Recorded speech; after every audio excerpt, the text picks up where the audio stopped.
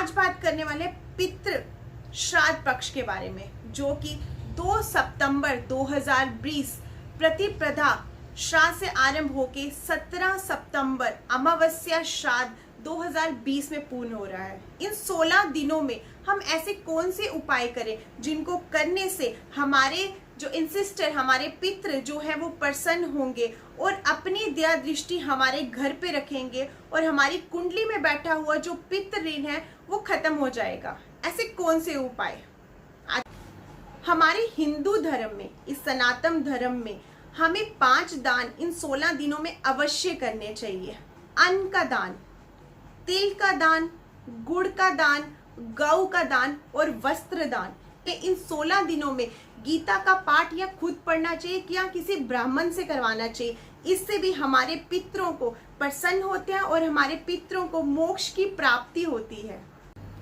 कुंडली में बैठे हुए पितर ऋण के लिए आज आपको कुछ 4 महा उपाय बताऊंगी।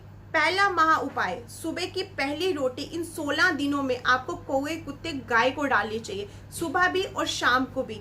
इन सब के साथ में आपको अपने घर के दक्षिण दिशा में एक 4 मुखी दीपक जलाना चाहिए और अपने पितरों को याद करना चाहिए, नमन करना चाहिए। इन सब के साथ में इन 16 दिनों में आप कच्चे दूध में काले तिल डाल के पीपल पे अर्पण करें और चींटियों को आटा और चीनी डालें। इन सब के साथ ऐसी कौन सी चीजें जो हमें इन पितृ पक्ष में, इन श्राद्ध पक्ष में नहीं करनी चाहिए?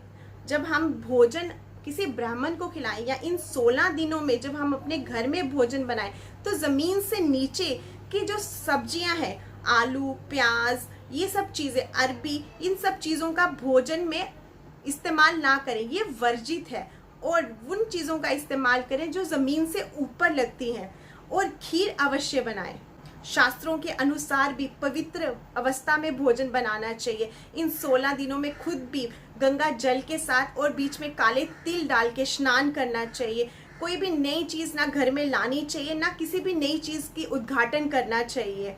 अगर हम इन सब नियमों के साथ इन 16 दिनों का पूरी तरह से हम अश्रद्धापूर्ण पूर्वजों का नमन करते हैं, तर्पण करते हैं, तो हमारे पूर्वजों को मोक्ष मिलता है और हमें हर तरह से हमारे घर में बनी रहती है। किसी भी तरह की आर्थिक तंगी नहीं होती है, बुरी दुर्घटनाएं नहीं घटती है और हमारे पितृ, हमारे इंसेस्टर्स जो हैं अपना आशीर्वाद, अपनी दया दृष्टि हमारे पे बनाए रखते हैं।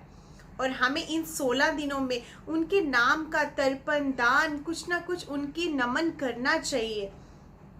धन्यवाद।